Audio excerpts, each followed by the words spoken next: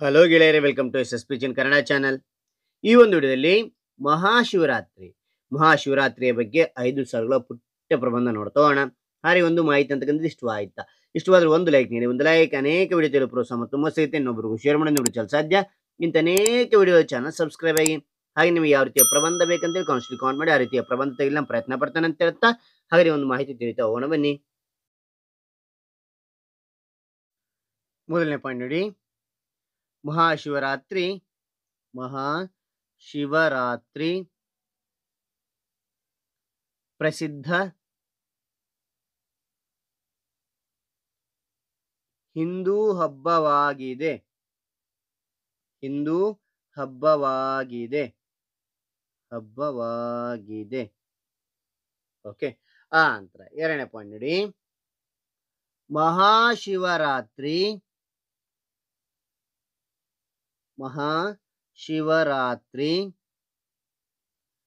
ಮಾಘ ಮಾಸದ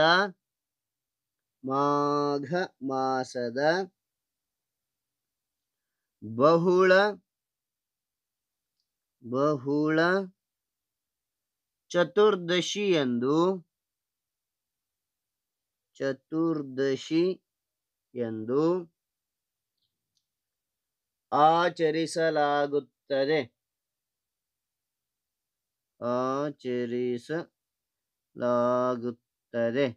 ಆಚರಿಸಲಾಗುತ್ತದೆ.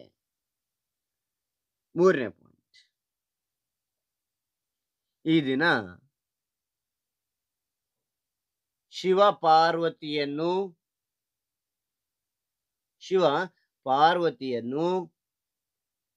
ವಿವಾಹವಾದರು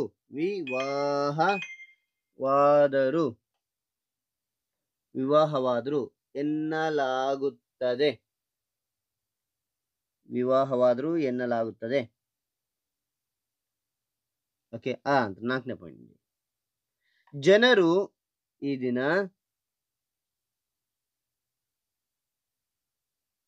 ಉಪವಾಸವನ್ನು ಆಚರಿಸುತ್ತಾರೆ.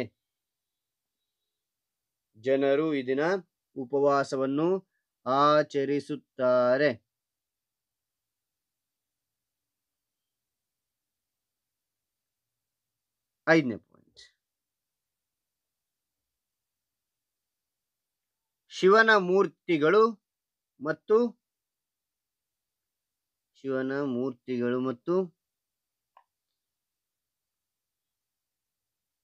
ದೇವಾಲಯಗಳನ್ನು ಪೂಜಿಸಿ ಅಲಂಕರಿಸುತ್ತಾರೆ.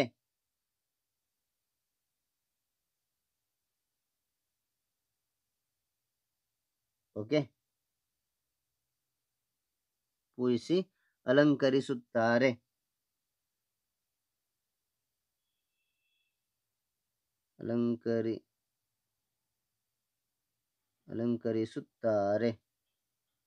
Okay.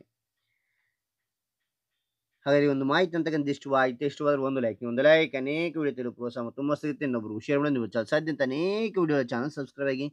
Thank you for watching. Bye. ಮತ್ತೊಂದು ವಿಡಿಯೋದಲ್ಲಿ ಭೇಟಿ ಆಗೋಣ.